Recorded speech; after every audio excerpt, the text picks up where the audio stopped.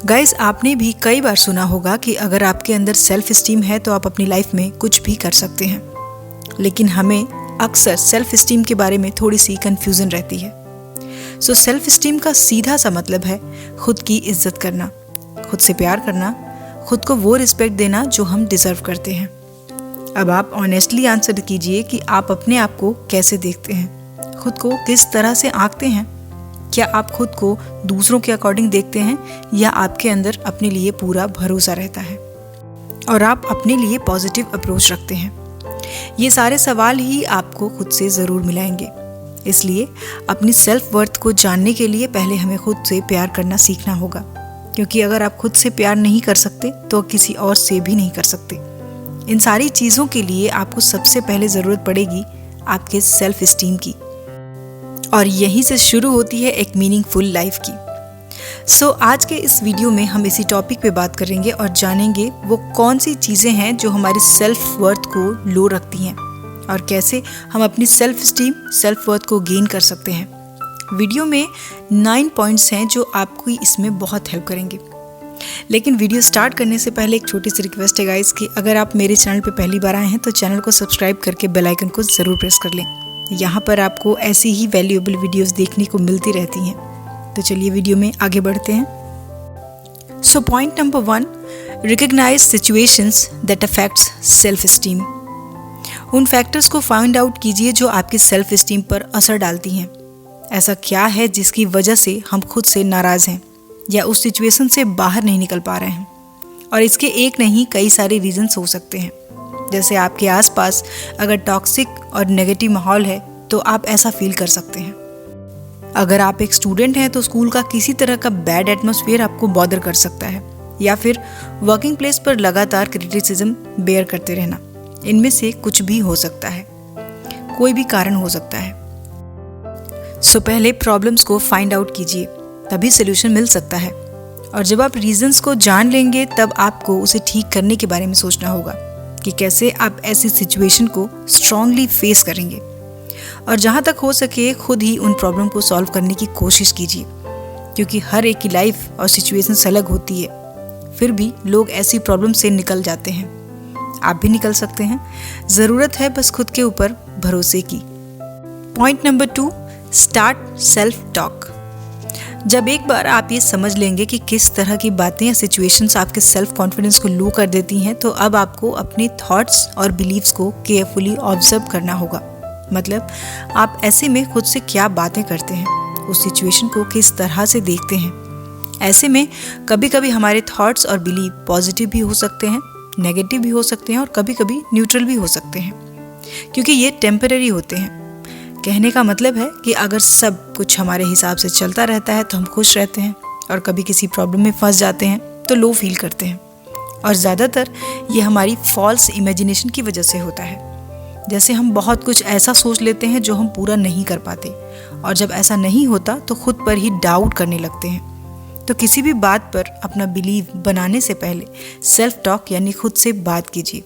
खुद से पूछिए कि अगर मुझे ये बात किसी और से कहनी हो तो क्या मैं कह सकता हूँ या कह सकती हूँ, और अगर नहीं तो शायद ये बातें हमें खुद से भी नहीं करनी चाहिए। Point number 3, challenge negative thinking.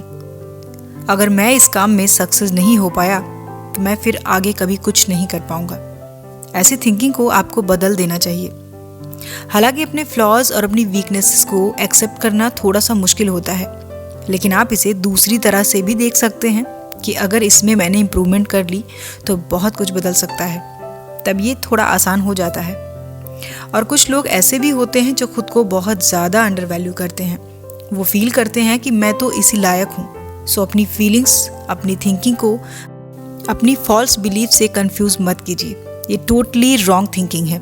और अगर आप भी ऐसा ही करते हैं तो ये बहुत ही बुरी आदत है जो कभी आपको अपनी वैल्यू को जानने नहीं देगी, क्योंकि अगर हम खुद ही खुद की वैल्यू नहीं करेंगे तो और कोई क्यों करेगा। फॉर एग्जाम्पल, हमारे इस तरह की सोच कि अगर मैंने इस एग्ज़ाम में या इस टास्क में बहुत अच्छा परफॉर्म किया क्योंकि ये बहुत ईजी था, सो क्या हम खुद को थोड़ा सा अप्रिशिएट नहीं कर सकते? क्या वाकई में हमने कोई मेहनत या कोई एफर्ट नहीं की? सो जस्ट आस्क योरसेल्फ कि ये लॉजिक कितना सही है। और यही होता है अपनी सेल्फ वर्थ को जानना। Point number 4, adjust your thoughts and beliefs. अब आप अपनी नेगेटिव और फॉल्स थॉट्स को पॉजिटिव और जेन्युइन थॉट्स से रिप्लेस करना शुरू कर दीजिए। आप खुद के लिए थोड़ा सॉफ्ट और काइंड हो सकते हैं। जैसे अगर आप कोई टफ सिचुएशन को हैंडल कर रहे हैं तो अपनी थिंकिंग उसकी पॉजिटिविटी पर फोकस रहनी चाहिए। ये बहुत मुश्किल है, लेकिन मैं ये कर सकता हूँ। कई बार गलतियाँ हो जाने पर हम खुद को कोसने लगते हैं।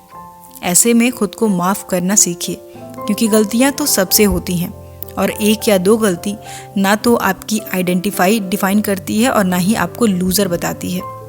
अगर आप बार बार यही सोचते हैं कि मुझे ऐसा करना चाहिए था या मुझे ये ही करना होगा, तो ऐसे में आप खुद के ऊपर बहुत ज़्यादा प्रेशर डालते हैं और आप खुद के लिए बहुत ज़्यादा डिमांड करते हैं। अपनी ऐसे थिंकिंग को रिप्लेस कर दीजिए, तभी आप खुद को एक बेटर पर्सन की तरह देखना शुरू कर पाएंगे। Point number 5, work on your self. खुद को लगातार बेटर और बेटर करते जाने से ही हम अपनी सेल्फ स्टीम और सेल्फ वर्थ को इंक्रीज कर पाते हैं। खुद पर काम करने का मतलब है खुद को इम्प्रूव करना, अपनी कमियों को दूर करना और अपनी लाइफ को चेंज करने के डायरेक्शन में काम करते जाना। जब हम खुद को जानना शुरू करते हैं तो हम अपनी एबिलिटीज़ को समझ पाते हैं कि दूसरों से हम किस तरह से बेटर हैं, अपने बेस्ट स्किल को आइडेंटिफाई कर लेते हैं और तब हम ये समझ पाते हैं कि हमें कहाँ पर कितना काम करना है और क्या इम्प्रूव करना है। और लो सेल्फ स्टीम होने की वजह से हम कभी भी अपने साथ क्वालिटी टाइम स्पेंड नहीं कर पाते। मतलब जैसे कि किसी रिलेशनशिप में सामने वाले से उनके विशेष, उनकी पसंद नापसंद जानना ज़रूरी है ताकि हमारी रिलेशनशिप अच्छी और मजबूत बनी रहे। बिल्कुल उसी तरह आपको खुद के साथ भी एक स्ट्रॉन्ग बॉन्डिंग रखनी होगी, और अगर ऐसा नहीं है तो आप अपने बारे में दूसरों की राय जानना चाहेंगे। और ये बिल्कुल भी ज़रूरी नहीं है कि लोग आपके बारे में सब कुछ अच्छा बताएं। इससे पहले कि लोग आपको आपकी गलतियों, कमियों के बारे में आपको बताएं, आप खुद उन्हें ढूंढकर उन्हें अपने आप से दूर कर दीजिए। Point number 6, what is your identity. एक फेमस कोट है कि just identify your self because when you will identify your self the world will automatically identify you. मतलब एक बार आपने खुद को पहचान लिया तो दुनिया खुद ब खुद आपको पहचानने लगेगी। क्या कभी अकेले बैठकर सोचा है कि आप क्या हैं? वो एक लाइन कौन सी है जो आपको डिफाइन करती है? क्या आप खुद को जैसे हैं वैसे एक्सेप्ट कर पाए हैं और वाकई अपने आप से आप सेटिस्फाइड हैं? तब आप शायद खुद को थोड़ा समझ पाएं। और ऐसे में सबसे ज़रूरी हो जाता है कि आप खुद से प्यार करें, because you are the only one in this world. आपके जैसा और कोई नहीं है। अगर आप भी ये चाहते हैं कि लोग आपकी इज्जत करें, आपकी वैल्यू करें, आपकी वैल्यू को समझें, तो पहले आप खुद के साथ वही बिहेवियर रखिए जो आप दूसरों से चाहते हैं। खुद को स्पेशल समझना शुरू कीजिए। अपनी आइडेंटिटी आप ऐसी बनाइए कि लोग जब आपसे मिलें तो आपकी पर्सनैलिटी और आपकी थिंकिंग से इम्प्रेस हों और आपको एक स्ट्रॉन्ग पर्सन की तरह याद रखें और आपको खुद को दूसरों के सामने इंट्रोड्यूस करने में प्राउड फील हो। Point number 7, I am the best. जब अचानक से कोई क्वेश्चन कर देता है कि आप खुद के बारे में क्या सोचते हैं, तो आप क्या करते हैं? क्या आप बस मुस्कुरा कर उस बात को टाल देते हैं या फिर थोड़े से अनईजी हो जाते हैं? क्योंकि शायद हम इस तरह के क्वेश्चंस के आदी नहीं होते और कभी कभी तो कुछ लोग इतने नर्वस हो जाते हैं कि खुद के बारे में ही वो नेगेटिव बोलना स्टार्ट कर देते हैं कि ओह मैं तो ऐसा ही हूँ, कोई काम टाइम से नहीं कर पाता, या फिर मैंने ये काम ठीक से नहीं किया, नहीं तो आज मैं कहाँ होता। इसलिए हमारे अंदर सेल्फ स्टीम का होना बहुत ज़रूरी है और सेल्फ कॉन्फिडेंस काफ़ी हद तक हमारी सक्सेस और फेलियर्स के ऊपर डिपेंड होती है, क्योंकि ये सोसाइटी इसी तरह से सोचती है और आपको देखती है। इसलिए आई एम द बेस्ट, ये छोटी सी लाइन बड़े काम की है और इससे आप अपने स्ट्रेस को ज़्यादा समझदारी से हैंडल कर पाते हैं। वहीं अगर हमारा सेल्फ कॉन्फिडेंस कम है तो हम खुद पर भरोसा नहीं कर पाते। पूरे टाइम मन में एक इनसिक्योरिटी सी रहती है, कोई डर बना रहता है। अगर खुद को अगर थोड़ा सा चेंज कर लें तो ये टफ सिचुएशन को भी आप आसानी से हैंडल कर पाते हैं। Point number 8, stop comparing yourself with others. अगर आप अपनी सेल्फ वर्थ को इंक्रीज करना चाहते हैं तो अपनी लाइफ को बेहतर बनाने के लिए इसे सुधारने पर अपना फोकस रखिए। अपनी लाइफ को अपने बेस्ट फ्रेंड की लाइफस्टाइल की तरह या फिर किसी और की लाइफ की तरह या फिर सोशल मीडिया पर दिखाए जाने वाले फेमस लोगों के जैसा नहीं सोचना चाहिए। अगर आप अपने सेल्फ स्टीम को बढ़ाना चाहते हैं तो आपके लिए ये समझना बहुत ज़रूरी है कि हमेशा कोई न कोई होगा जो आपसे ज़्यादा सुंदर होगा, आपसे ज़्यादा रिच होगा या ज़्यादा सक्सेसफुल होगा। ठीक उसी तरह से जैसे हमेशा कोई न कोई ऐसा होगा जो आपसे कम अट्रैक्टिव होगा, कम इंटेलिजेंट होगा या फिर कम पावरफुल होगा। सो इन सारी डिस्ट्रैक्ट करने वाली थॉट्स और थिंकिंग से आगे बढ़िए और सिर्फ अपने गोल्स पर और अपने सपनों को पूरा करने पर अपना ध्यान लगाइए। अगर आपको लगता है कि बाकी लोग आपसे ज़्यादा बेहतर हैं तो फिर आपके लिए ये इम्पॉर्टेंट हो जाता है कि आप अपने रूल्स के अकॉर्डिंग खुद को खुश रखना सीखिए। और अगर अब तक आप ये जान नहीं पाए हैं कि वो क्या है तो अब वो समय आ गया है कि आप अपने अंदर से उन चीज़ों को ढूंढ कर निकालिए। बहुत सारी रिसर्च में ये पाया गया है कि सोशल मीडिया पर ज़्यादा टाइम बिताने वाले लोगों को दूसरों से कंपेयर करने की एक गलत आदत सी लग जाती है, क्योंकि सोशल मीडिया पर लोग सिर्फ अपने अचीवमेंट्स को दिखाते हैं, उसके पीछे लगी हुई मेहनत और उनके फेलियर्स को नहीं दिखाते। इसलिए नेक्स्ट टाइम जब आप देखें और ये सोचें कि काश मैं भी ऐसा कर पाता, तो उसके दूसरे साइड के बारे में भी ज़रूर सोचिए। Point number 9, deal with your fear. हम सोचते हैं कि कॉन्फिडेंट लोग कभी भी डरते नहीं हैं, लेकिन ये बिल्कुल सच नहीं है। बल्कि कॉन्फिडेंट लोग जो हैं अपने डर को अपने कंट्रोल में रखते हैं, उसे अपने ऊपर हावी नहीं होने देते। सो खुद को कॉन्फिडेंट बनाने के लिए जब भी डर लगे तो आप खुद से पूछिए कि क्या आप ऐसा चाहते हैं कि ये डर आपको आगे बढ़ने से रोक दे। और जैसे जैसे आपका कॉन्फिडेंस बढ़ता जाता है आप अपने डर से जीतते जाते हैं।